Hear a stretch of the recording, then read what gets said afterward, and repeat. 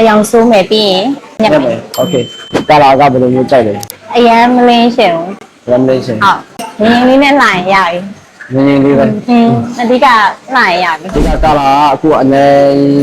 အဝါပဲတွားနေတယ်ပြင်တော့6တူဖြစ်နေကြည့်လို့မလားတော့နော်နဲ့ကာလာကိုလက်ဆွဆွလေးနဲ့အေးတော့မရဘူးသူပြလိုက်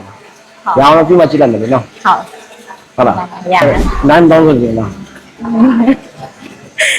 ပူလာအောင်လုပ်ပေး တော့ပြလာအောင်လုပ်ပြီโอเคမျက်နှာလင်းအောင်လုပ်ပြမယ်နော်ငင်းငင်းလေးနဲ့ဆန်းဆန်းလေးဖြစ်မရအောင်လေတနည်းကို4ရောင်ဆိုတော့အင်းတော့ဘာလို့ဆိုးဘူးတော်တော်ဆုံးပေါ့ စုံတော်တော်စုံနေပြီ စပင်းနဲ့ပတ်သက်တာမလုပ်ဘူးရှိလား တောက်တာလို့ရင်ကျန်တာလုပ်ဘူး ဟုတ်တာပဲအကုန်လုံးပြော တော်တော်တန်းထန်နိုင်ငယ်ပြရမယ်ဆိုရင်လည်း အမအခုဆိုရင်တရားပါ၄ရပါတော့ကြိုပြီးပုတ်ပြင်နေတာဟုတ်လားတင်းကဲရှာဦးတယ်နော် ဟောငယ်တော့နေခဲ့ရဆို ဒါပေါ့စပင်းမလုပ်တဲ့လူတွေကပြောချင်တယ် တပင်မလုပ်တဲ့လူကပြောချင်လဲဆိုလုပ်ရင်ပူလှတယ်မလုပ်ရင်လည်းလှပါဒါပေမဲ့လုပ်ရင်ပူလှတယ်ပူရမ်းမယ်နာပူလင်းသွား ဟုတ်တယ် ဟုတ်လားပူနိသွားဘာလို့လဲ ကရင်ပမာ ကရင်ပမာဟောပြည်ဘက်ကဟုတ်လား ဟုတ်တယ်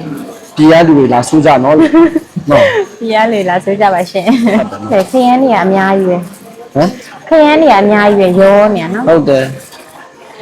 ဘာကဘာပြောစပင်းရောလက်လိုက်ဆိုရင်ဘာရချင်တာဘယ်ကောင်းလေးပနေရလို့လဲ ကောင်းလေးဘယ်နေရာမှမလို့ချင်ပါဘူးကောင်းလေးပဲကြည့်ရင်ရပြီလို့ပြော ဘဲရှိရတယ်ဩဘဲကြည့်ဩဘဲကြည့်ရင်